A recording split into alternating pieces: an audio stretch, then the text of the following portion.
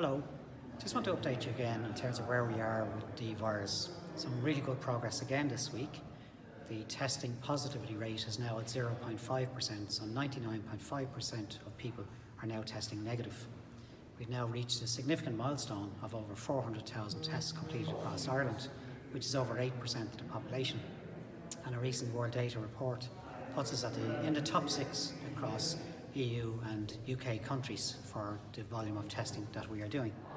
Secondly, just want to update you on the app, which is an important part of our contact testing and tracing. We're hopeful it's shortly to be approved by government, at which stage then we will be launching the app because we have progressed all the technical issues and the issues with the Data Protection Commissioner. This will be a really important tool that we encourage all of the public, and indeed all of our staff to encourage the public to take up.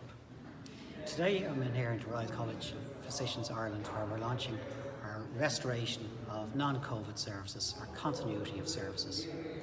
You know, many of our services never ceased and continue to work away, and I'm grateful for all of you who've done that. But we're also now putting in a process where we clinically prioritise how we step back up some of our key programmes, like cancer screening services, disabilities, mental health services, outpatients. But we know we have to do this in a very prudent and cautious way, so we're setting out a way in which we can do that.